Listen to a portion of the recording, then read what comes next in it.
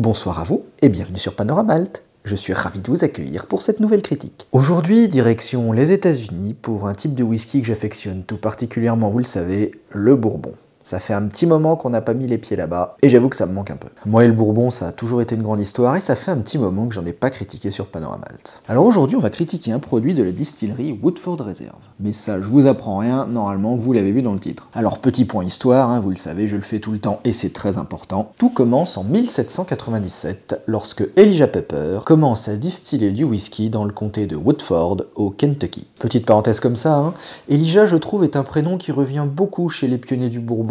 Petite référence à ma critique numéro 14. Et du coup, Elijah Pepper va alors s'établir à Versailles. Alors, je vous arrête tout de suite, il ne va pas habiter là.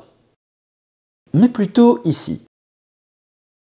Ce qui est un petit peu moins prestigieux, nous en conviendrons. Mais bon, après, s'il avait vraiment habité le château, vous vous doutez bien que faire tous les matins Paris-Kentucky fin 18e pour aller bosser, ça devait pas être évident. Et en plus, à cette époque, le château de Versailles servait de musée aux œuvres d'art françaises. Cela étant, il y a une petite relation que je trouve très drôle au final, c'est que un des pionniers du Bourbon s'installe à Versailles, qui est donc également une ville du Kentucky, et notre château de Versailles, bien de chez nous, a abrité une branche royale de la maison capétienne, appelée les Bourbons.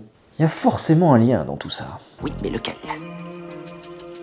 Oui, mais lequel? À moins que ce ne soit une nouvelle théorie du complot. Mais bon, là je m'égare. Reprenons donc. Elijah Pepper commence à distiller du whisky dans la ville de Versailles, qui est le siège du comté Woodford. Mais non, du comté de Woodford. Vous êtes chiant ce soir. Ou alors c'est moi. Bref. Ce n'est qu'en 1812 qu'il va déplacer sa distillerie à l'endroit qu'elle occupe actuellement, et il faudra attendre 1838 pour que son fils, Oscar, fonde le bâtiment qui existe encore aujourd'hui et où se situe la distillerie actuelle. Alors aujourd'hui, la distillerie appartient à Brown-Forman, qui est l'une des plus grosses sociétés américaines de boissons alcoolisées. Ils détiennent notamment Jack Daniels, donc bon, tout est dit. À l'heure actuelle, Woodford Reserve propose 6 déclinaisons. Pas uniquement des bourbons d'ailleurs. Et aujourd'hui, ce n'est pas le produit basique que je vais goûter, le straight bourbon, mais le double oak. Alors pourquoi ? Parce que vous savez qu'à la base, en plus, j'adore goûter les produits de base d'abord, avant de me lancer un petit peu dans les branches et les diversifications. J'aime bien goûter d'abord ce que fait la distillerie, ce qui sort leur produit phare, on va dire, leur produit le plus classique, pour après partir dans les dérivations. Alors pourquoi partir directement sur le double oak? Eh bien tout simplement parce que j'ai pu le toucher en solde. Voilà. Raison des plus valables. Et le voici. Je parle bien du Woodford et pas de Plymouth, parce que lui vous le connaissez déjà. Alors en ce qui concerne le Woodford Reserve, pas uniquement celui-là d'ailleurs, on a des quantités très précises au niveau de sa fabrication. Il est fait à base de 60% de maïs, normal puisque c'est un bourbon, 18% de seigle et 10% d'orge maltée. Alors qu'est-ce qui fait sa particularité par rapport au straight bourbon? Et bien tout simplement, tout est dit dans son nom, double oak. Il a été double oaked. Donc en fait, il a subi une double maturation dans 2 types de fûts différents, ou plus exactement, 2 types de fûts de chêne bousinés différemment. Oui, bousinés, oui. Un mot que vous ignorez, je suppute. Ok, ça arrive. Mais du coup... Devinez, vous avez droit à 3 essais. Non. Non. Non. Faux. Franchement, si vous l'aviez, total respect. Si vous vous rappelez un petit peu ma vidéo sur les différents types de fûts, vous vous souvenez que je vous avais dit qu'il fallait toaster le fût à la fin, le brûler à l'intérieur. Mais j'avais pas précisé le terme bousinage. Et bien en fait c'est ça le bousinage. Ça va être le fait, à la fin de la fabrication du fût, de le chauffer plus ou moins longtemps à une certaine intensité, de façon à ce que toutes les douelles de chêne, les douelles en fait en gros ce sont les lattes qui constituent le tonneau, et bien de façon à ce qu'elles libèrent tout leur potentiel aromatique, au niveau surtout du bois.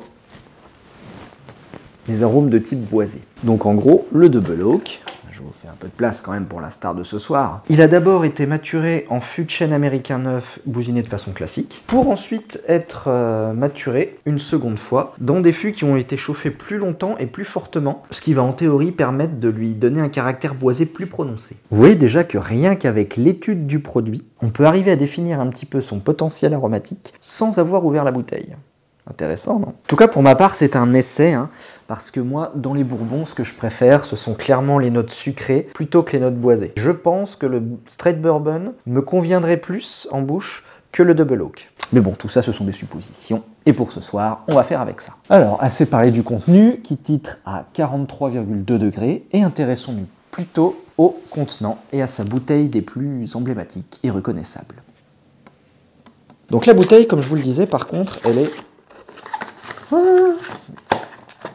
elle est déjà très chiante à sortir. Et quand même, elle est d'une originalité à toute épreuve. Je vais me mettre là parce que comme ça, on va pouvoir voir l'autre débile, là, je sais pas ce qu'il fait. Donc, la bouteille qui fait 70 quand même. Au début, je me suis dit, putain, un machin comme ça fait 50. Mais non, c'est bien une bouteille qui fait 70. Donc, autant de Jack Daniels, bon, leur bouteille rectangulaire, elle se repère du premier coup. Celle-là, tu peux pas la louper non plus. Bah, on a vraiment, par contre, pas plus d'informations. La bouteille est jolie. Après, voilà, c'est très épuré, on va dire, parce qu'il n'y a pas grand-chose. À part la forme de la bouteille, c'est très quelconque. Ok, bon, bouchon, on voit clairement, c'est du bon vieux liège. Ça, c'est cool.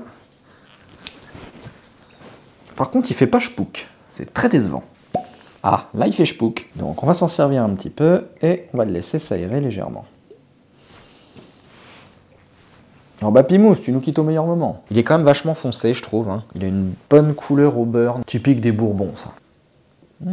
Sympa le nez. Alors le nez, souvent dans les Bourbons, et encore plus généralement quand on vient d'ouvrir la bouteille, le nez est assez puissant, voire agressif en général. Tu sens bien comme si tu étais dans un western au saloon, quoi. Et là c'est borderline, c'est-à-dire que je sens qu'il y a des chevaux derrière, enfin des chevaux, pas tant que ça parce qu'il fait que 43,2, mais tu sens qu'il y a de l'agressivité derrière. Il est à 2 doigts de vraiment être agressif. Là on sent qu'il y a du caractère, pas assez pour t'agresser, mais t'en es pas loin quand même. Hein. Alors on a ces odeurs de caramel sucré des Bourbons, légèrement. Le côté boisé, effectivement, peut-être un côté musqué boisé. Ouais, il a un nez intéressant, presque un peu mielleux aussi, je trouve. Donc il sent bien le chêne, un petit peu le caramel, petite touche de miel. Le tout avec quand même une puissance pas dérangeante, mais tu sens que c'est sous-jacent quand même. Hein. Tu sens que c'est pas un écossais, ça. En revanche, l'ensemble, c'est bien équilibré, ça se marie bien. Après, il y a ce côté un peu punchy quand même, je vous dis, qui est borderline, quoi. Mais ça rappelle bien l'esprit Bourbon, ça très clairement. Après, on aime ou on n'aime pas. Pour le nez, moi, je vais lui mettre 3,5. Buccalement parlant, attention. Le caramel est toujours là, est toujours présent. Par contre, là, du coup, alors est-ce que c'était parce que c'était la première? Mais il gouache. Par contre, on perd ce côté boisé, je trouve. Peut-être un peu au début, mais on l'a un petit peu moins connu. Donc ouais, on bouche caramel vanille sur le premier instant, avec encore une petite touche boisée, et on tire assez vite après. Enfin, assez vite, pas tant que ça, il reste quand même 3-4 secondes. Et après, il vire sur l'épicé, bien costaud, cannelle, girofle. Il avoine par contre. Hein. Après, voilà, c'est pareil. Est-ce que c'est parce que je viens d'ouvrir la bouteille? Mais bon, je le trouve quand même assez agressif pour le coup.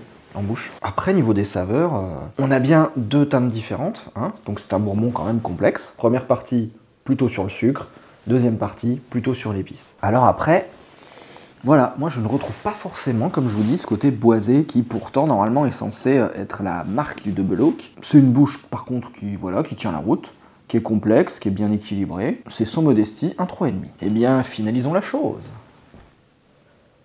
La finale est longue, ça pour le coup, ouais, bonne caudalie. Fin de finale quand même, elle chauffe. Niveau par contre arôme, ça termine en sucré. Mais qu'est-ce qu'on a avant le sucré?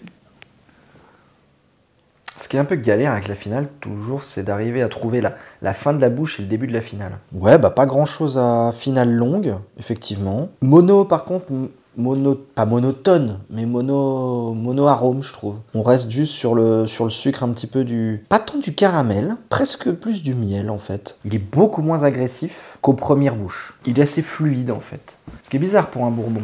Et il te laisse traîner sur la finale, assez sympathiquement, mais voilà, un seul arôme, qui est pas désagréable du tout, puisque c'est sucré, moi j'aime bien. Mais voilà, ça se finit presque platement. Parce qu'il est bien équilibré au nez, il est bien complexe au nez et équilibré. Il est bien complexe en bouche et équilibré. Bah oui, c'était éditable, ça vous le savez. Mais pour la finale, eh ben, il n'est pas complexe. C'est pas une finale spectaculaire. Elle est longue, ok, pas de souci. Elle est agréable. Hein. Surtout, caramel, c'est gagnant, hein, caramel miel. Moi, j'aime beaucoup les notes sucrées. Bon, invariablement, ça part sur du 3,5. Il n'y a rien d'original, il n'y a rien d'extraordinaire. Mais c'est bon, ça passe bien. Et on va partir sur la petite appréciation perso. Donc on va s'en mettre une petite rasade. Vous connaissez le rituel, entre guillemets. Autant il y a certains produits, j'essaye vraiment de les analyser et tout au début. Et après, je prends le temps de les savourer. Là, pour le coup, je sais à peu près combien je vais mettre. Mais voilà, on va quand même prendre le temps d'essayer de voyager dans le Kentucky, en prenant le temps, comme d'habitude, de ne pas chercher l'analyse, mais juste la décontraction, le voyage et la détente. Vous êtes détendu. Oh oui. Oh oui, tu es détendu. détendu. Oh, détendu, détendu. Et là, faut s'en mettre une pleine gouliche pour être bien détendu. À l'américaine. Il y a quand même le boisé qui arrive, hein. Sans encore vouloir être dans l'analyse, mais début de bouche, c'est le côté boisé qu'elle a. Le voyage, bon, il coche les cases d'un bourbon. Il est costaud, les notes caramélisées sucrées qui viennent très clairement de la proportion de maïs. Donc niveau bourbon, ok, sans problème. Est-ce que maintenant c'est un bon bourbon? À mes yeux, hein, attention. Bah, je le trouve standard et quelconque. Et dans un sens, c'est un peu paradoxal, avec mes propres goûts, parce que j'adore quand le bourbon, il est vraiment classique, caramel.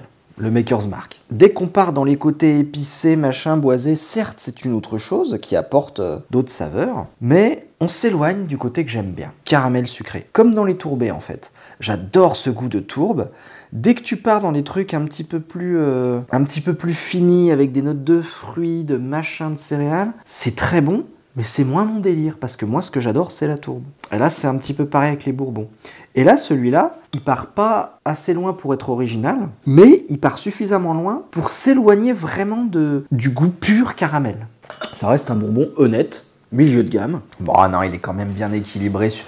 Il y a de la complexité, c'est vrai qu'elle est bien gérée, la complexité. On ira sur un 3,5, parce que certes, c'est un bourbon standard que j'apprécie pas plus qu'un autre, entre guillemets, que j'apprécie quand même, mais s'il fallait faire une soirée juste à ça, je la fais sans problème. J'ai même pas forcément envie de lui mettre 3,5.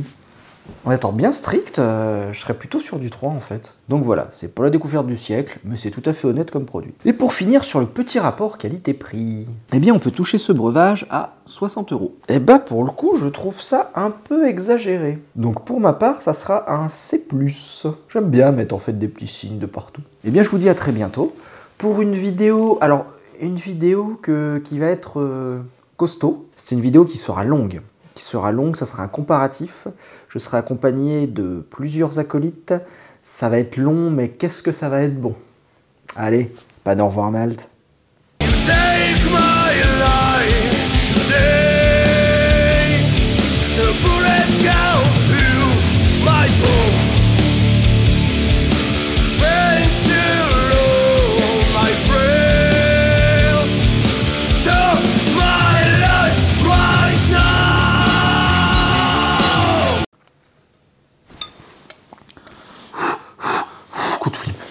Coup de flip énorme. Calme-toi, on va poser ça tranquillement.